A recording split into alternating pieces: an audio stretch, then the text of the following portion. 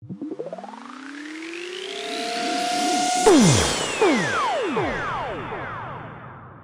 hi everyone.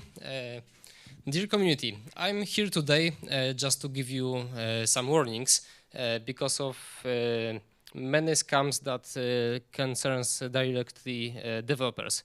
And you may think that I'm a developer, so I'm smart. I know how phishing sites work, so I'm too smart just to get caught to some scams. But confess, it's not true. And can I have some pointer to change slides? Oh, perfect. In fact, no one's perfect, and we all have some weaknesses. A perfect recipe for a successful scam is just taking advantage of such weaknesses. And the piece of software is also needed. Remember that time pressure always helps to cheat you. I think that scammers can do their job in, let's say, 3 ways, using high quantity of attacks, of tries. Secondly, it's higher quality of them, and some hybrid way. So first of all, it's just sending many messages by email, SMS, some popular platforms, any communicator, any social media, etc. And I believe that there are many bots talking to people and trying to trigger them to do some actions that won't have a happy end for them. And this is first example of that. A few years ago, my wife wanted to sell such a huge piece of furniture. She added announcement on OLX platform, and there was a client that wanted to buy it and pay whole price by bank account, provided that it will be sent by InPost. So it was also needed to fill some form and leave the details of payment card. So this is the very trivial example of scam. And now let's focus on higher quality of it. In other words, it's just hunting for very specified selection of people, some very specified targets, and just making relationship with them in order to use it after all. And it's a simple example of that. I think all we know that it can be calling elderly people, pretending grandson, and requesting some donations. But it can be also looking for devs open to work on LinkedIn platform. Wow, would you imagine that? You can just get the fake job offer and the requirements will be just like your skills and salary higher than average. Why not? So do you agree? Great. You'll get a 13-minute skill test. You'll be given a repository with a ready project they are working on, and just show them that you can work in this team and build some simple feature in their working environment, right? After that, make a video of how it works, and whoa, it's extremely dangerous thing. Remember that, because you install all dependencies that some of them may be malicious, and even if not, when you run the project, you may install additional things not presented in package.json. In the meanwhile, when you are resolving the task you are given, they can scan your PC and send away all they wish.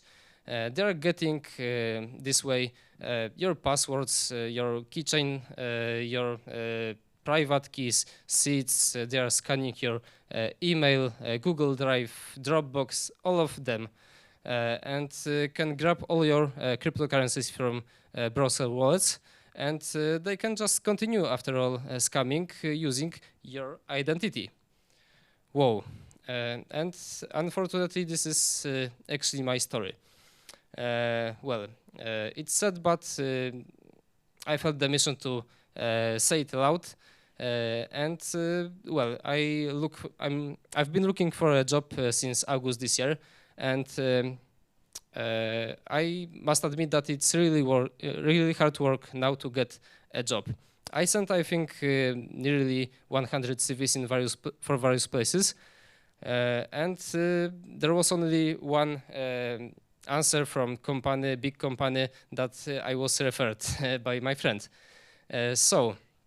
Meanwhile, I was getting also some offers on LinkedIn, and most of them were not very matched to my skills, or without any further response. So when I got some invitation to the project from Miss Ezari, I noticed that it's something for me. It's my blockchain playground. I can do it. So I just wanted to participate in recruitment process. I did the task. I recorded video, sent, and waited for a response. That never came. After 2 weeks, Mr. Simcha also talked to me and offered a job. So I again made the task, sent video, and the next day we had even interview on Google Meet. And I talked about my experience in details, and he wanted to show me what I will be exactly doing, right? He gave me a link to some app hosted on Vercel, and asked me to connect my MetaMask and just only change the network for some testnet. So I did it, and suddenly this app has crashed. Mr. Simcha apologized me for technical problems, asked to continue this interview later. And 2 days later, I just realized that all my cryptocurrencies from MetaMask has gone. Whoa, then I checked my Unisat wallet, and it occurred that my BTC also has disappeared. And it was when I had this first interview with Ezari. So, whoa, I don't even know how it was done, because it's worth to mention that I had not used, even touched this Unisat wallet for 2 or 3 months. So I don't know how, but it happened. And okay. I also avoid storing on my PC my private keys, seeds, or any passwords. I don't store it also on email, on Google Drive, anywhere, just on piece of papers. That only I know where is it. Anyway, 2 days ago, this third guy talked to me with, I guess, similar business. Okay, the next example, and this is my victim is my friend, marketing specialist. So it's not about developers, and she built the relation. They built the relationship with her on Twitter for a few weeks, and she was invited to be an advisor in their game promotion, and she downloaded and installed the game. And suddenly fake Mac system pop-up appeared and requested password for Apple ID, and as a result all her crypto from browser wallets was grabbed. Okay, this is third approach of scammers, the mixed one, and it's about trying to affect many people, and it's also strictly specified target group, but not always. No relationship is needed here. and it's about using malicious extensions for VS Code. Would you imagine that? But it's true. Another helpful software like PDF editor for non-developers is also used. So this is example. Some guy from Twitter posted that he was nearly scammed, and he installed extension Solidity for Ethereum. Let's look here. It's 1.7 millions of downloads and 5 stars. So at first look you think, wow, nice extension and very popular, so let's go. But on the other hand, what's the problem to create a bot that make here any number that you want to see, right? So as developers, we need to be suspicious on the all step we take. And second example is my second friend, tester, 15 years of experience in IT, and he started malicious PDF editor. And he realized that something checks what's in his clipboard and what's more interesting, it's being sent out. Okay, so to summarize this, here are some red flags that you should have something in your brain, somewhere in your brain, and this first point is quite obvious now. But if you see something like 30 minutes test with sending video of results, I believe it's scam. I had it 2 times the same. And of course, yeah, changing task to more complex. With my first test taken from Esri, I told her that it's easy task, I will do it.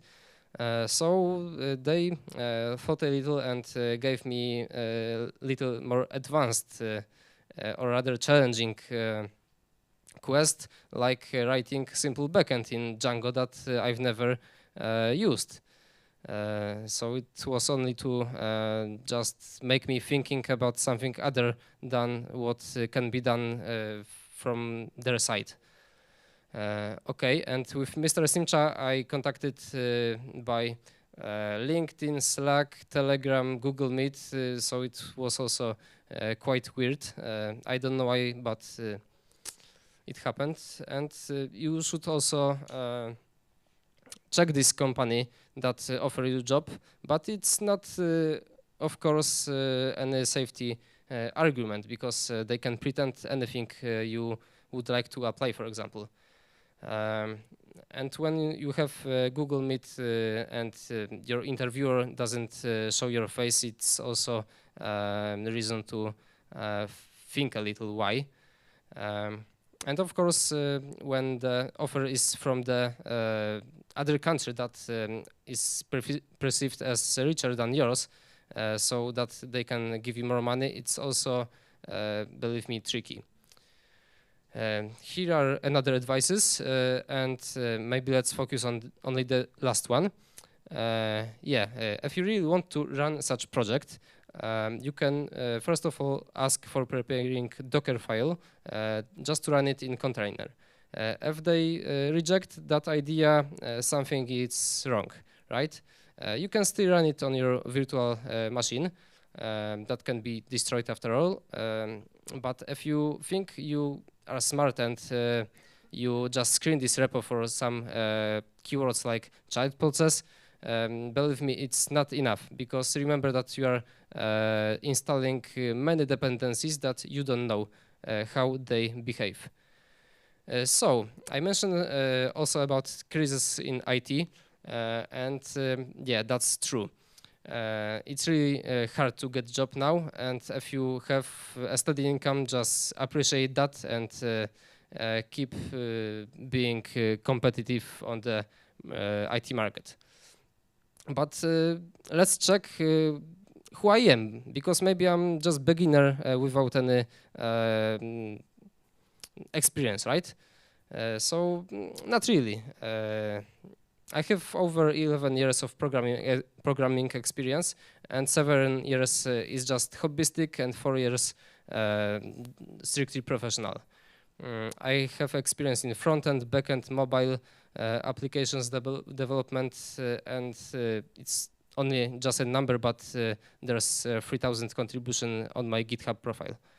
So maybe you want to change your profession to IT. Wow, why not? But better think twice, at least. And if you're really convinced to this step in your life, maybe consider cyber security path. And I know that it was maybe a bucket of cold water on your heads, but I believe it's also very important nowadays. So thanks for your attention and patience for a little long lightning talk.